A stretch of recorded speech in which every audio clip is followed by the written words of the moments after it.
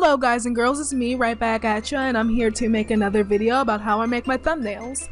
Well, the reason why I decided to make this video is to thank everyone to helping me get this far, and I'm trying to improve, so you know, it's gonna take a while. So first of all, I recommend setting the background as 1280 by 720p and transparent. I already have that right now, but the second thing that you have to do is to find the image.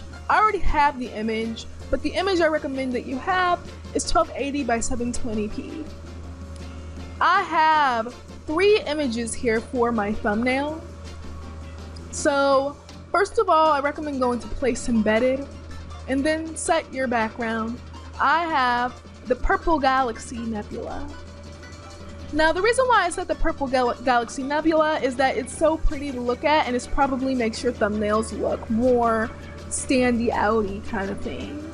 Now first of all, to set my thumbnails, I put the first layer, the second layer on top of that, and I have a first layer on the bottom.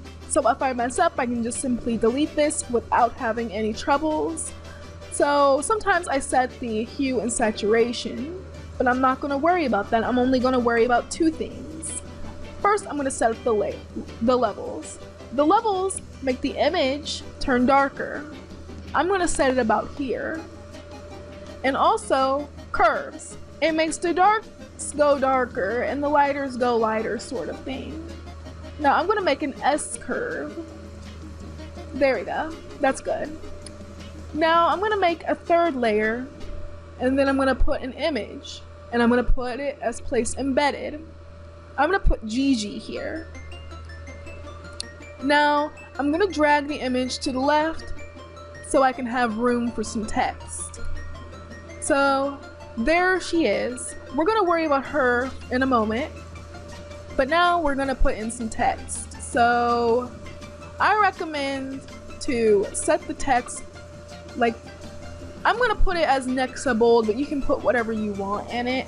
I'm going to put in her name right here, and I'm going to set it as another color, like a lightish purple. And see, the reason why I put it darker is because I want the text to be popping out of it. Now press enter, and then I'm going to put in a gradient overlay. The gradient overlay looks good to me right now, but you can set it as whatever you want. You can put an inner glow. I recommend putting the inner glow for white, but you can put whatever you want. I put it as white so it can look like it's glowing. And I can also set the,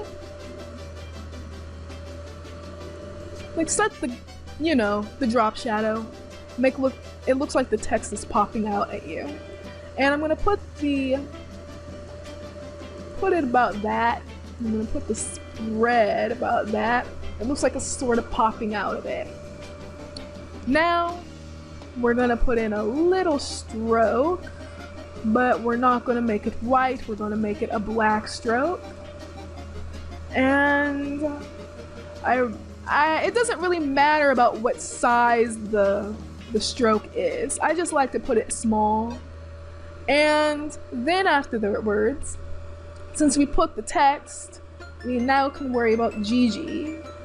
Now Gigi's, since she's a PNG image, there's probably going to be problems with her having the outline and the, you know, drop shadow. So I'm just going to put in a gradient overlay. Not a gradient overlay. I'm going to put in a inner glow. And I'm going to put her inner glow as a dark purple. About that. And I'm going to put the size about that. And then that's pretty good. She looks pretty cool right now. And then afterwards, I love to actually put extra stuff on here, but I want to make this as simple as possible. Now, I want to do something, but I think something's missing. Probably some extra text. So I'm gonna add something else. And instead I'm going to change the text to make it look, you know, interesting. You can add sample if you want. I'm going to add sample to make it look, you know, minimalist. So I don't care if this one is overlapping, but I'm going to change the gradient. So I'm going to double click on the text again, put in a drop shadow again, and I'm going to put in an inner glow. No, not an inner glow, a gradient overline. But I'm going to, instead of making it that, I'm going to make it look like it's no, I'm going to make it look like it's, you know, so on top it's going to be purple, but I'm going to make this white and then make it a bit gray. And as you can tell, it looks like it's sort of metallic. I'm going to put in an inner glow, and instead I'm going to put the size down, and I'm going to make it white so it can look like it's glowing, and we're done.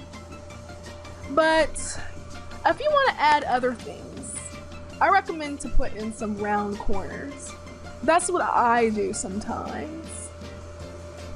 I add some round corners to make the thumbnail look a bit more unique and whatnot, but that's pretty much all what I do with my thumbnails.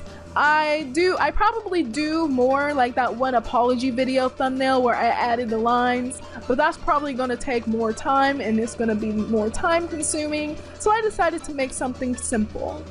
I hope you guys liked this video. Subscribe, like, and comment for more, and I hope I see you guys next time.